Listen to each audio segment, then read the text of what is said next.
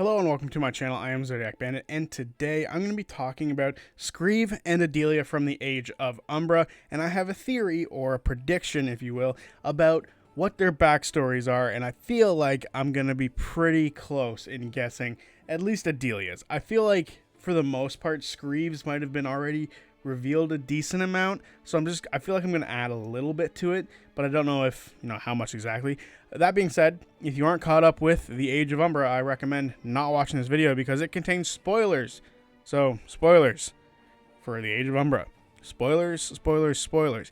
One last thing before I move on to the video proper, I just want to mention that today's video is the Tuesday video for this month, so it's July 1st when you guys will be watching this, or, if you watch it after. But on Friday, which will be July 4th, that video is already going to be up. It'll be up and edited at the same time as this one, just you have to become a member to be able to see it. So if you want to watch that video early, all you have to do is become a member. There's 3 tiers. All 3 tiers get to be able to watch it. So pay what you can if you want. You don't have to. I'm just putting it out into the universe that you can become a member and watch the videos early. And I plan on putting next Monday's video out early as well. So you'll have, 3 videos this week as opposed to just the 2, and you'll be able to get them early if you really wanted to. So like I mentioned before, I'm going to be talking about Adelia and Skreev and what I think their potential backstory is and what their relation to the rest of the Ember Reach is specifically. Because we've been getting a little bit of information here and there about the 2 characters, but I kind of want to sort of put my prediction forward as to what I think it's actually going to be. And I'm going to start with Adelia. I think Adelia is the more compelling of the 2 characters and the character we've had the least revealed about her. But there was an interesting lore drop from Matt about the Cinnabar Quarter, which is where both Skreev and Adelia seem to be from. So, according to Matt, the Cinnabar Quarter used to be where the social elite and royalty and rich nobles used to live in this place. I don't mean high royalty or anything like that, but low nobles, low royalty. It seems to be not the king and queen would live there, but their cousins would have, if you know what I mean. And it seems to be a very rich quarter of the entirety of the Ember Reach, which is really cool. But what was cool about it is once the apostasy happened, it seemed like the rich people were able to hold themselves up in their Cinnabar Quarter for a long time. They were able to sort of sustain themselves with their resources and keep them around, even without a pyre being close by, which I think is really interesting as well. So they were able to keep themselves around within the Ember Reach. That being said, on the outside of their doors, the Damask Queens were forming a roving band of bandits, which just seems very Mad Max-like, which I think lends perfectly into what Skreev looks like as a character, and I will delve into Skreev in a minute. But I think we have 2 sides to the same Cinnabar Quarter coin.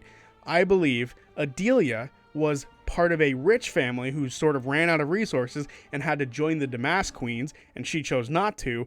And I think Skreev was one of the roaming bandits in the Damask Queens group. I think that is where the characters sort of lie in truth with the Cinnabar Quarter. So why do I think this? Well, starting with Adelia, like I mentioned before, I think we've heard a little bit about her backstory in bits and pieces, right? So initially when they first meet, she sort of takes in Misty and sort of says oh, you used to look like a decoration that we had on our tree. That doesn't sound like normal Age of Umbra stuff. That sounds like someone who's lived a decent life before having to be forced out into the world itself. And it sounds like to me she had a tree that's decorations, they celebrated holidays maybe. It sounds like a Christmas thing, like an angel on top of the tree, because some people do that. To me, it feels like that would be something a rich person would do. And it's just, perfectly fits into the idea of her being in the Cinnabar Quarter and her being from a rich family, because we know that rich families held up there.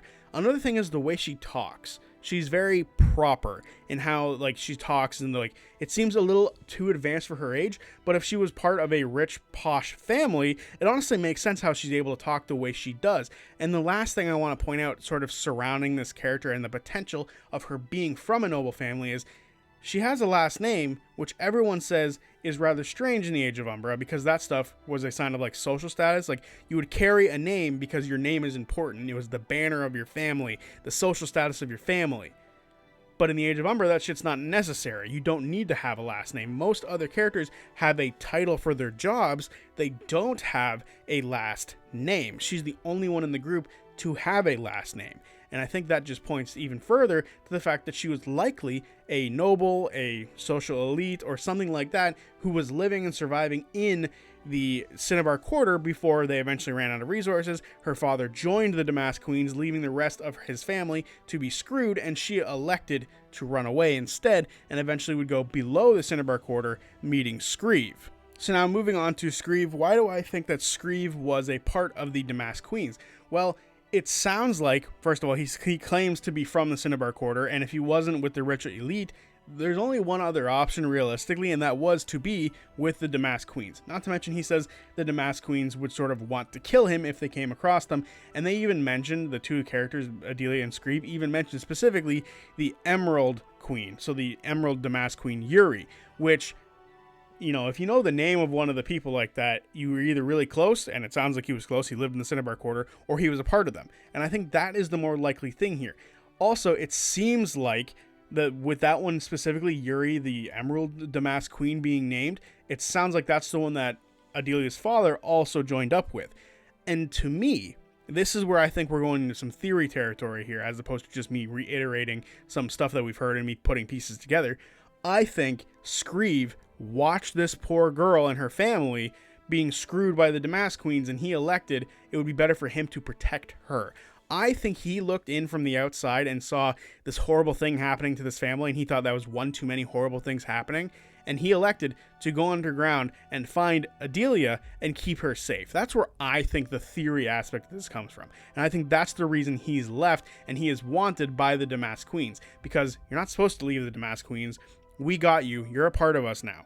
So I think that's the interesting part surrounding Skreev. I think Skreev saw the horrible things happening to Adelia's family and elected it would be better for him to leave and go protect the remaining member of the family who's not a part of the Damask Queens now. Because it seems like, according to Adelia, her father left with a funny elf man, which a funny elf man to a woman like her, or to a child like her, a woman like Laura, you know, and in this posh sort of world, she would see somebody wearing stuff like Skreev, or, you know, wackier clothing than what she would wear, which would be nice dresses because she's a noble in the Cinnabar Quarter.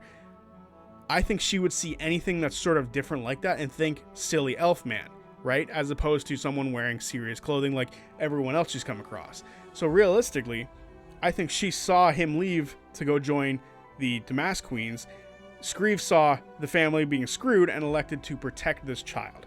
I think that is where everything sort of connects with these two characters.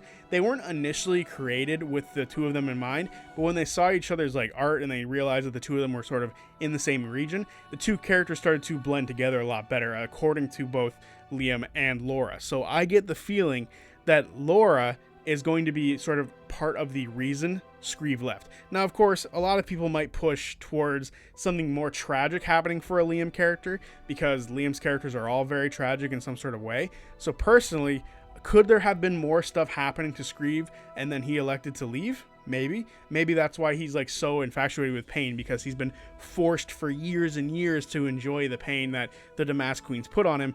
But I get the feeling like it wasn't so much that, he just saw some injustice happen and he wanted to help this little girl. That is where I sort of think the character lies. That's where I think his truth is, that he saw what was happening and elected he wanted to protect her as opposed to ruin her life, because pulling her into the Damask Queens could be a horrible life for a 9-year-old, as opposed to potentially surviving somewhere else and leaving the city.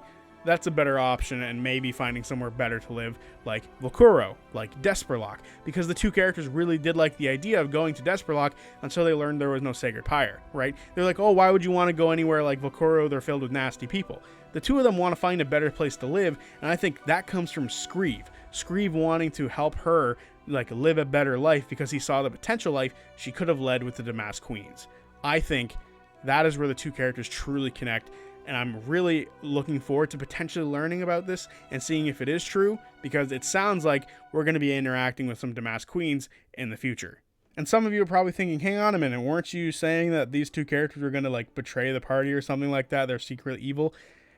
Listen, I over-speculated and, you know, tried to make a theory prior to the characters exist, like, you know, like being more introduced into the story. So once we learned a little bit more about them, it became clearer to me that that wasn't going to be the case.